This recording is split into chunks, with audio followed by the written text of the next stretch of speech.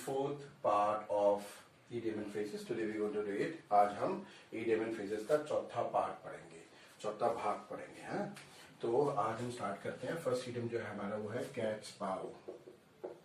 Cats पाओ, पाओ का मतलब होता है बिल्ली का पंजा, लेकिन मैंने जैसे आपको बताया था इडियम फ्रेजेस के अंदर कोई लिटरल मीनिंग नहीं होता. कैट्स पाओ का बेसिकली मीन्स होता है a person who is been used unwittingly to serve someone else's malicious purposes. मैं रिपीट कर रहा हूँ. A person who has been used unwittingly to serve someone else's malicious purposes. यानी कि वो इंसान जो कि किसी और के कोई गंदे कृत को यूज करने के लिए अनोइंगली यूज कर लिया गया.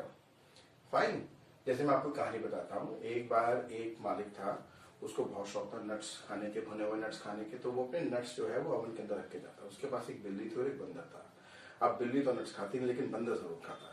तो बंदर ने क्या किया, बंदर ने बिल्ली को तैयार किया कि भाई ये नट्स निकाल, बहुत स्वाद होते हैं, इनको निकालो ओवन से, तू और मैं दोनों मिलके ये नट्स खाएंगे. बिल्ली बेचारी तैयार हो गई. अब जैसे ही बिल्ली ने ओवन से नट्स निकालना शुरू किया, उसका हाथ जलने लग गया, लेकिन फिर भी क्योंकि उसने वादा किया तो निकालती थी.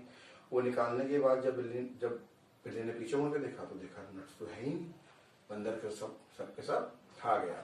अब जब रात को या शाम को उसका जो मालिक होता है वो आता है, वो देखता है मेरे नट्स तो है नहीं. वो दोनों को बुलाता है, बिल्ली और बंदर को. वो कहता है अपने हाथ दिखाओ. तो देखते हैं हाथ जले होते हैं बिल्ली के, लेकिन नट्स खाए होते हैं बंदर ने.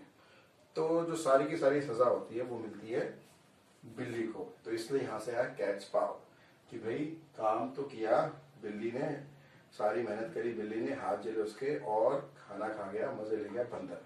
तो कैट्स पाव. हाँ, नेक्स्ट है च्यू द कट. अब च्यू द कट क्या होता है, बेसिकली कटिंग जो होती है वो जो गाय जुगाली करती है ना, उसको बोलते हैं. तो इससे बना च्यू द कट. तो च्यू द कट का मतलब ये है कि बहुत अब जुगाली करती है, हमें तो लगता है कि बेकार टाइम खराब कर रही है, लेकिन एक्चुअल में वो एक प्रोडक्टिव काम कर रही होती है. She is doing a productive work. तो प्रोडक्टिव वर्क का बोलिए तो उससे उसके डाइजेशन बेटर होता है और एंड प्रोडक्ट भी बढ़िया निकलता है. फिर तो च्यू द कट जो है उसका मतलब होता है टू डू और to think deeply on a matter. To think deeply on a matter. Like suppose आप पढ़ रहे हैं और आप कहीं देख रहे हो, सडनली कोई आ जाता है, कहते क्या कर रहे हो तुम, तो आप बोलो no no no mummy I am not doing anything, I am just chewing the cud. तो you are just chewing the cud. Okay, next one please note it down. Next one is of no avail. Of no avail. Of no avail means of no use, किसी काम का नहीं. Of no use is of no avail, useless, बेकार की चीज. Out of thin air. Next one is out of thin air. अब out of thin air है from nowhere. Fine, from nowhere. ठीक है, सडनली कोई आ जाता है. ठीक है, नेक्स्ट है अ bolt from the blue. A bolt from the blue. अब ये जो बोल्ट फ्रॉम द ब्लू है, इसका मतलब है which is something which is very highly unexpected and unpleasant. ऐसी कोई चीज जो कि हाईली अनएक्सपेक्टेड थी और अनप्लेजेंट थी, ना कभी आपने सोचा था और ना आपने सोचा था कि वो इस हद तक आपको तंग करेगी वो चीज. तो उसको बोलते हैं a bolt from the blue. Made six. Okay, six one is made the flesh creep. Fine, made the flesh creep. Like हम बोल सकते हैं when I saw a snake coming out of the bush, it made my flesh creep.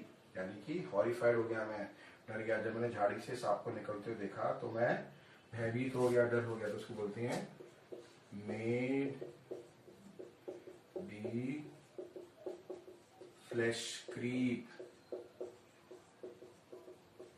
Okay, now next one is burnt his boat.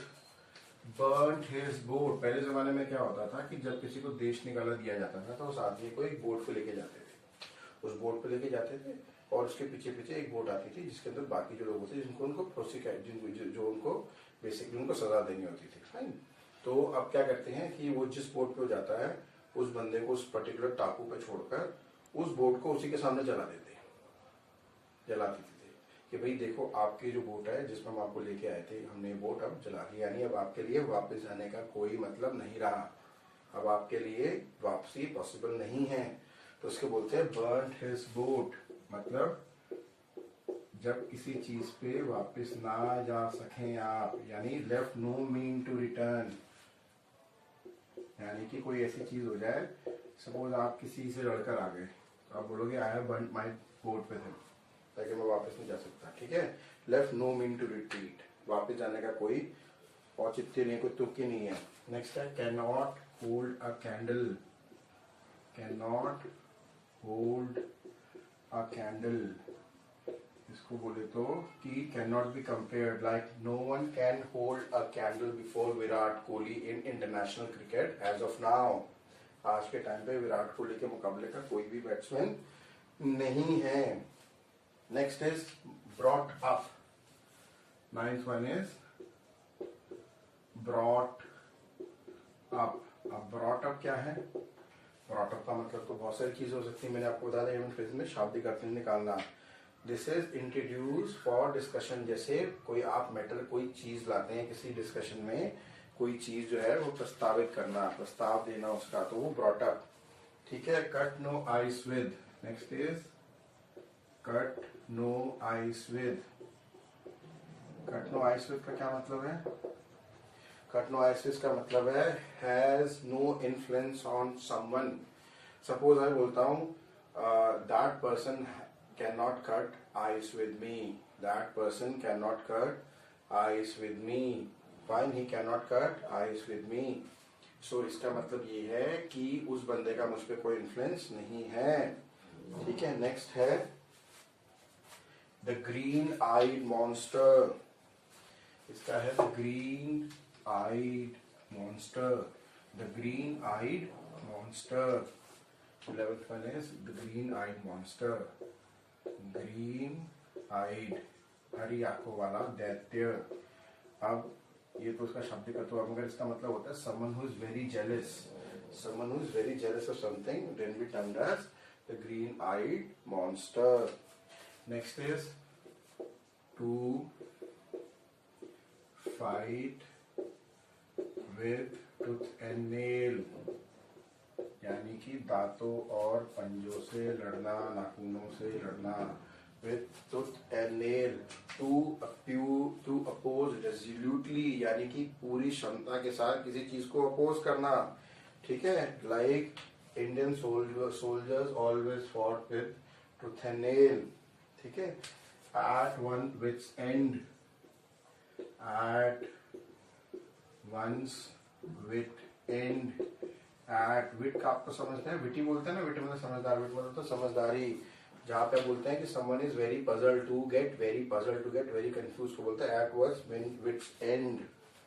Next is to be at someone beck and call, to be at someone beck and call, to be at someone beck and call का मतलब होता है to be under the influence of someone, to be under the disposal of someone, यानी कि तू जो बोले हाँ जो हाँ, तू जो बोले ना तो ना, यानी जो दूसरा बंदा बोल रहा है वही आप बोलना, तो उसको हम बोलते हैं to be at someone beck and call, fine, यानी जो तुमको पसंद वही बात करेंगे। in the long run, next is in the long run, in the long run का मतलब होता है ultimately, eventually, अंततः, ठीक है, अंततः तो यही होगा। in the long run, those who are doing hard work today, they will clear the exam, fine, ultimately जो hard work करेगा वो exam clear कर लेगा। नेक्स्ट वन लिखें in the good books, 16 is in the good books। अब इन the good books का आपने सोचा हो ना, ही is in the good books, और टीचर स्टूडेंट के है, तो अगर कोई बॉस है किसी का काम करता है, he is in good books of his boss, ठीक है। तो इन द गुड बुक्स मतलब 16th is in the good books, इसका मतलब है to be in good relation, to be in good relation with someone, किसी से अच्छे संबंध होना, किसी की आंख का तारा होना, ठीक है। नेक्स्ट है यानी किसी कोई आपके लिए जो है वो अच्छी बात सोचता है, आपके लिए कोई गलत नहीं लगता तो फेवर है, आप फेवर करता है आपका, तो उसको बोलते हैं द गुड बुक्स। नेक्स्ट लिखें pros and cons, similarity this pros and cons. Pros and con तो आपने बहुत सुना होगा, इसके प्रॉज एंड कॉन बताएं भाई। तो प्रॉज एंड कॉन का मतलब क्या होता है, इसकी जो है सारे के सारे फैक्ट्स कंसिडर करना, टू कंसिडर ऑल फैक्ट्स, ठीक है ना। Tell me the pros and cons, यानी इसके सारे फैक्ट्स बताएं मेरे को, इसका अच्छा क्या है, इसका भला क्या बुरा क्या है, सब बताएं, ठीक है। Next one is got the sack. Got the sack, got the sack का मतलब होता है dismiss, he has been sacked from the job, so this is what got the sack is dismissed। 9 लिखे sitting on the fence, 19 is sitting on the fence.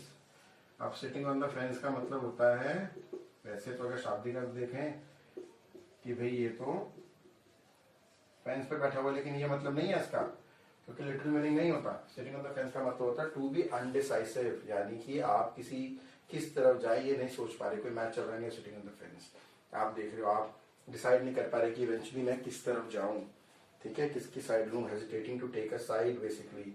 To play to the gallery,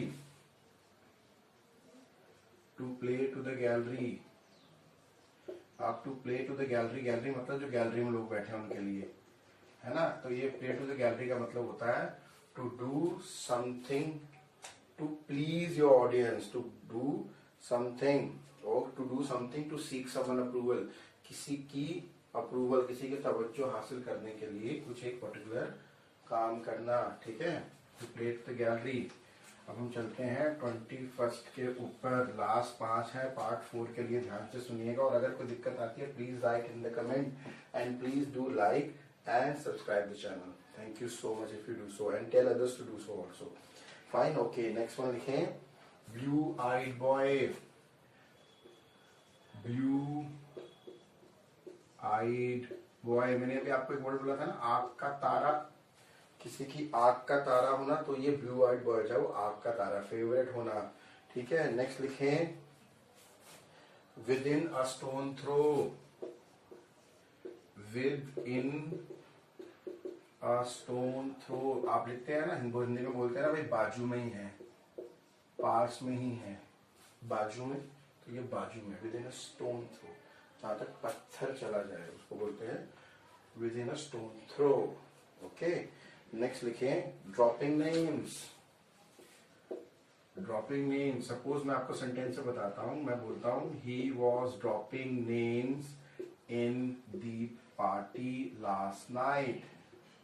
dropping names, dropping names का मतलब होता है hinting eight बड़ी बातें करना, बड़े बड़े लोगों के बारे में कनेक्शन बताना, मेरा उससे कनेक्शन है, मेरा उससे कनेक्शन, मुझे तो मोदी भी जानता है, या मैं मोदी को जानता हूँ, पता नहीं मोदी मेरे को जानता है नहीं जानता, एनी हाउ। तो ड्रॉपिंग नेम्स मतलब हिंटिंग एट बिग कनेक्शन, अपन को तो सब जानता है भाई, ये वाला है, ओके। नेक्स्ट वन, नेक्स्ट लिखे ब्लो ओवर। ब्लो ओवर आने से बताता हूँ, रोमन एम्पायर में, पुराने जमाने में किसी को चुनने के लिए हम क्या करते थे, बीन्स का इस्तेमाल करते थे। आप जस्ट गिविंग एग्जांपल कि सपोज रेड वाले जो है वो तो अगेंस्ट है और ग्रीन वाले जो है वो फेवर में है। तो एक बंदा जा रहा था, वो बेचारा डब्बे लेके जो जा रहा था काउंटिंग वाले बीन्स के, उससे गलती से वो गिर गया। अब वो गिर गया तो वो सारे के सारे बीन्स फैल गए। अब सबको पता लग गया भाई कौन जीत रहा है और कौन हार रहा है। तो जो हारने वाली पार्टी थी वो भी जीतने वाली थी, उसको पता था हम तो हार रहे थे, तो या फिर हारने वाली पार्टी जो थी वो मान मनोबल करके दूसरों को अपनी तरफ कर सकती थी। तो स्पिलिंग द बीन्स, अब उस बंदे ने जान के नहीं गिराया, गिर गए, है ना। तो स्पिलिंग द बीन्स का मतलब होता है revealing a secret unintentionally, revealing a secret unintentionally, जानबूझ के नहीं, लेकिन बस गिर गए, है ना। किसी को आप बात बताए तो और यार मैंने तो बतानी थी लेकिन बता दी, तो ये क्या है, revealing a secret unintentionally, spilling the beans. Thank you so much. I hope you all like this session and thank you so much for watching and please subscribe the channel. Part 5 will be coming very soon. Thank you so much. Have a nice day and happy Chhath. Bye bye.